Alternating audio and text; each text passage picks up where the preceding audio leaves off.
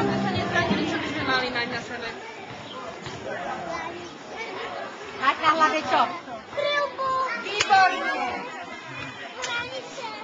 Hranice, trio. A viete, ako vyzerá taká prilba? Prilba? Tu je. Pozrieme si. Aj vyskúšame.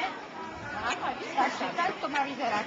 Cyklistická prilba. My máme takéto, mám. Môžete si vyskúšať, môže to ísť.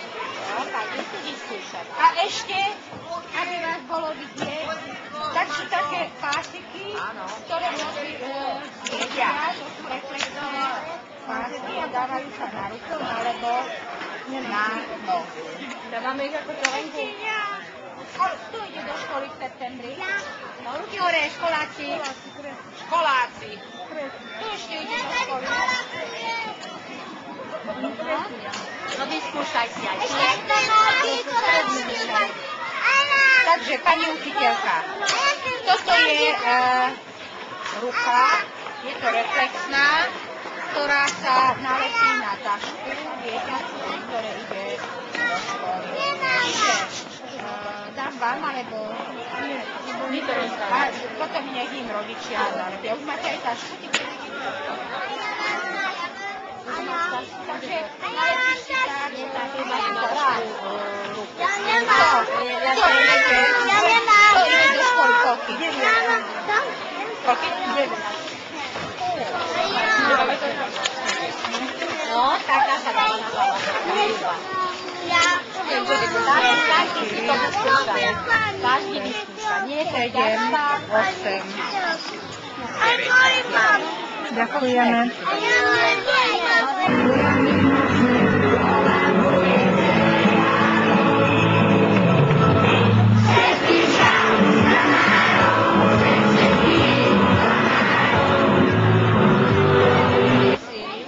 Počúvajte tam, Barbie. Taká otázka teraz. Lebo by sme si to povedali tak každý po svojom. Čo všetko musí mať cyklista? Teraz. Všetko zaraz vymenovať. Ale pozrime sa. No.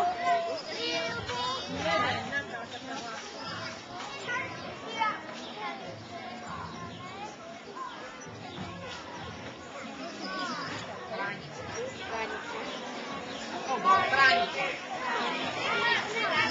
Dáme odmenu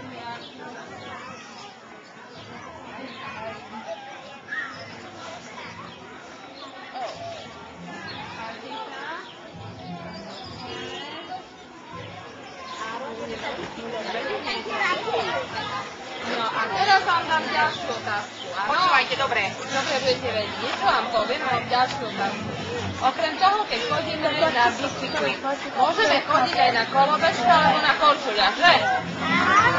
Čo si myslíte? Musí mať taký korčuľ, ale nejaké tiež také ochranné veci, čo sa dávajú na hlavu, na nohy, ruky. Musí mať aj korčuliach alebo na kolobežke?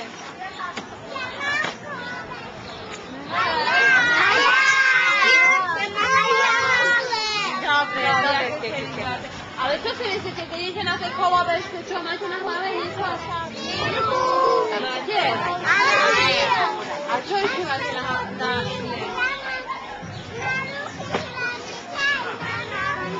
Toto všetko máš? No dobre, ja musím teraz odmeniť, že to máš.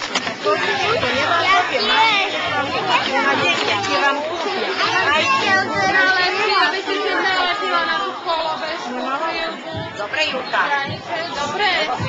Musí vedela. Preto dostaneš, lebo si vedela. Musí vedela. Áno. To vie? Válko, počúvajte, aby ste vedeli odpovedať. Povedz, ďakujem.